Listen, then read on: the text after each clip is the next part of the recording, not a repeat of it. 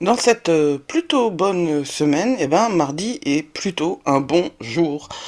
Alors, on va en profiter. Bonjour, c'est Judith d'Astrologie et compagnie qui lutte contre la canicule. Je vous présente les brèves de lune pour le mardi 30 juillet.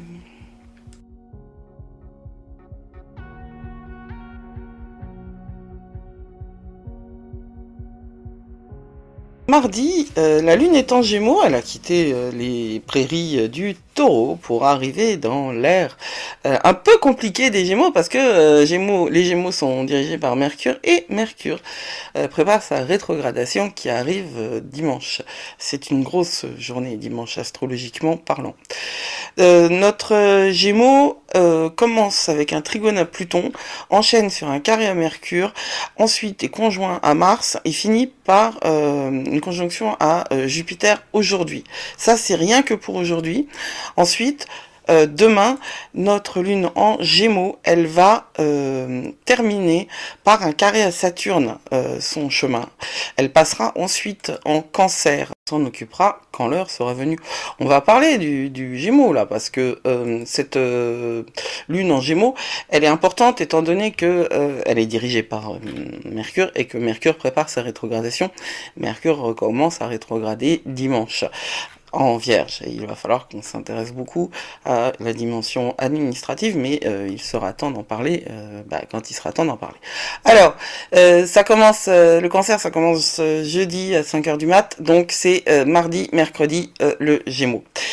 Ça commence avec un trigone à Pluton, ça finit avec un carré à Saturne, ce court temps que la Lune passe en Gémeaux. Le trigone à Pluton va nous pousser à être dans... Mais alors le trigone à Pluton, il s'arrête à 2h du matin. Mais n'empêche que ça va colorer l'ensemble de son trajet. Et puis, la Lune, qui n'a pas eu énormément d'aspects sur ces derniers jours, eh ben là, elle multiplie des aspects. Parce que cette Lune en Gémeaux, non seulement elle est trigone à Pluton, mais elle va être carrée à Mercure jusqu'à 5h55, ce 30. Ensuite, elle est conjointe à Mars de 9h08 à 12h53. Et ensuite, elle est conjointe à Jupiter. Et demain, elle est conjointe, elle est carrée à Saturne pour finir son périple. En fait, non, elle finit son périple sextile à Vénus. Est-ce que c'est possible, ça? De 17h32 à 21h31. C'est fou, hein? Ça en fait des aspects. Alors, c'est plutôt mélangé comme énergie, mais la semaine est plutôt belle. La semaine est plutôt belle parce que les aspects généraux de la semaine, à part quand Vénus est carrée à Uranus, en tout cas en début de semaine, c'est des trigones. Voilà. On a Vénus qui est trigone à Chiron et le Soleil qui est trigone au nœud nord. Le trigone au nœud nord, c'est quand le Soleil va éclairer tous les parties de votre vie où quelque chose d'important doit être montré. Alors, j'en parle dans les brèves de lune. Parce que on en a besoin, ça va nous rappeler qu'il faut qu'on se montre et qu'il faut qu'on ait confiance dans nos cœurs et dans notre mission d'âme. Nous ne sommes pas là pour rien et nous avons besoin d'être vivants. Hein. Le Soleil est en Lion et en Trigone au nœud nord. Donc non seulement on parle de notre énergie à nous, mais on parle aussi de la raison pour laquelle nous sommes ici. Hein. Le nœud nord, c'est notre chemin d'âme. Le nœud nord, c'est ce qui n'est pas simple, mais ce vers quoi nous allons obligatoirement. Ce qui est aussi important à noter, c'est le trigone de Vénus à Chiron. Chiron a commencé une rétrogradation en Bélier, dont je parle demain. Vous avez un audio spécial demain pour ça. Alors, c'est quelque chose que vous... Comment je vais dire ça? C'est de l'abondance. Voilà. Parce que le trigone, c'est quelque chose d'extrêmement positif, d'extrêmement... évidemment facile, c'est de la manifestation pure. Vénus, c'est l'abondance. Vénus, c'est la déesse de l'amour. C'est la haute déesse des relations, c'est la déesse de l'argent aussi. Hein. Elle va s'occuper de nous. Alors, c'est vraiment quelque chose qui va vous pousser à faire valoir là aussi, votre être. C'est une belle semaine, c'est vraiment une belle semaine, parce que vous aurez la possibilité d'être ce que vous êtes, et d'être reconnu pour ça, et d'être aimé pour ça. Abondance, de Vénus, c'est de l'argent, mais c'est de l'amour aussi. Vous pouvez être aimé, et en plus, ça va penser des blessures anciennes. Si c'est pas le cas, et je le dis toujours parce que c'est vachement important. On n'est pas toujours raccord avec les énergies astrales. On n'a pas toujours les mêmes, on reçoit pas toujours les mêmes bienfaits au même moment que les autres. Et même parfois, on peut avoir le sentiment absolu et complet que jamais nous on reçoit ces bienfaits-là. Certainement que vous avez un regard un peu critique sur votre vie, ou alors que vous avez des niveaux d'exigence qui sont pas compatibles avec ce que vous êtes capable de tolérer. Et ouais, ça c'est un discours qui est un petit peu difficile à entendre, parce que il est un peu culpabilisant. Je refuse de vous culpabiliser. Ce que je veux, c'est vous responsabiliser. Enfin, c'est pas à moi de vous responsabiliser. Ce que je veux, c'est de vous montrer que vous êtes capable de. Voilà, tout simplement. L'objectif, c'est ça. Si on a le sentiment qu'on est capable, on réalise les choses. Alors évidemment, mon discours, il s'adresse pas à ceux qui sont nés avec une cuillère en argent dans la bouche et qui sont eux-mêmes déjà persuadés qu'ils sont capables de faire. À cela, j'aurais tendance à dire que vous êtes capable d'humilité, et vous êtes capable de travailler sur vous-même. Vous êtes capable de revoir un petit peu à la baisse cette dimension extensive de votre personnalité pour aller dans la grandeur de l'humilité, pour aller dans la grandeur de la beauté et de l'exigence. L'objectif, c'est ça, d'être humain, hein. C'est d'être à la hauteur d'une exigence. Pour moi, vraiment, on peut pas être humain quand on se limite à être ce pourquoi on a été programmé, que ce soit être rien du tout ou que ce soit d'être le maître du monde.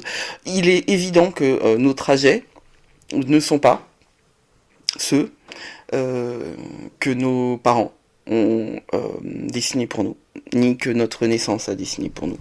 Je crois vraiment que il y a pour la grande majorité d'entre nous une grande découverte, une grande exploration à faire. Et c'est vrai que je le crois d'autant plus que en ce moment Chiron et le nœud nord sont extrêmement activés, et que ces deux alors Chiron c'est un astéroïde, le nœud nord c'est un nœud lunaire, c'est-à-dire que c'était un point énergétique entre le mouvement de la Lune et l'écliptique, hein, qui est le mouvement du Soleil. Ça a beau avoir l'air complètement abstrait, c'est quand même des nœuds, des points énergétiques qui sont extrêmement importants. Donc, tout ça pour dire que c'est une belle semaine et que, en fait, même si vous ne recevez pas, une douche d'abondance, la corne d'abondance, ce qui va se passer pour vous, si c'est pas dans la manifestation, c'est dans la compréhension et c'est dans le déblocage. Mais faut-il être à même de le tolérer. Et ça, c'est vraiment quelque chose que j'ai appris et qui me paraît essentiel. On ne reçoit, d'ailleurs en bien ou en mal, hein, que ce qu'on est capable de tolérer. Ce qu'on n'est pas capable de tolérer, en vérité, on ne le reçoit pas. On le voit pas, on est à côté, on est dedans, mais on ne le conçoit pas. Alors, quand il s'agit des bienfaits, eh bien, c'est une question de relation à soi-même et de relation à notre pensée. Sommes-nous suffisamment méritants ? Si on pense les choses dans ces termes, si on a un peu beaucoup de vierges dans notre thème, et qu'on a ce filtre-là, que ce soit d'ailleurs dans notre thème ou dans notre histoire, eh bien ça va être un petit peu compliqué que Vénus vous offre tous ces bienfaits. N'empêche que c'est ça qu'on apprend. Et c'est ça qu'on va apprendre dans ces 2 jours de Gémeaux, où vous allez voir que ce qui vous a fait mal, ce qui vous fait encore mal, en fait, on n'est pas dans des leçons de Saturne, là, on est dans des leçons où il y a de l'amour derrière, en fait. C'est pas, et puis c'est pas, c'est pour ton bien, hein, c'est pas ça, hein. C'est que on interprète une leçon de manière peut-être un petit peu immédiate dans ce qu'elle nous enlève, mais on réalise assez rapidement que c'est pas une leçon, en vérité, c'est un véritable bienfait. J'espère que c'est pas trop abstrait ce que je vous raconte là. parce que il fait tellement chaud ici qu'il n'y a même pas de mouches, et que moi, au bout d'un certain nombre de degrés à l'intérieur, mon cerveau il fond. Donc, pour mardi et mercredi, ce sont des brèves de lune que que je vous propose pour ces 2 jours-là, dans cette audio, dans ce podcast. La lune, elle vous enjoint à recevoir des bienfaits, mais aussi à concevoir que ils n'arriveront que quand vous aurez fait un travail intérieur suffisant pour les tolérer. Voilà, c'est la Lune qui le dit, c'est le Soleil qui est trigone au nord, c'est Vénus qui est trigone à Chiron, et c'est aussi, n'oubliez pas que Mercure prépare sa rétrogradation en Vierge, et que donc il va nous falloir travailler notre paperasse. Voilà, je vous retrouve demain, donc ce ne sera pas des brèves de lune, demain ce sera une vidéo pour la rétrogradation de Chiron, parce que ça me paraît très important et que je vais réduire mon effort, étant donné la chaleur, étant donné qu'on est quand même en vacances. Autour de moi, ils sont tous en vacances. Donc moi aussi, je vais ralentir le rythme. Prenez soin de vous, vous êtes plus fort que vous croyez. Et puis, en plus, on va se revoir pas mal cette semaine, parce que la fin de semaine, c'est dingue. Il y a plein de trucs qui se passent. C'est du bon encore, c'est du bon. Hein, nouvelle lune en Lion, c'est plutôt top. Voilà. Prenez soin de vous, vous êtes plus fort que vous croyez. Hein, n'oubliez pas, c'est pas du tout une répétition vide, hein, c'est une réalité. Et n'oubliez pas de vous inscrire à tout ce que je vous propose en gratuit. Je suis là pour vous et on se retrouve demain pour Chiron rétrograde. Blessed be.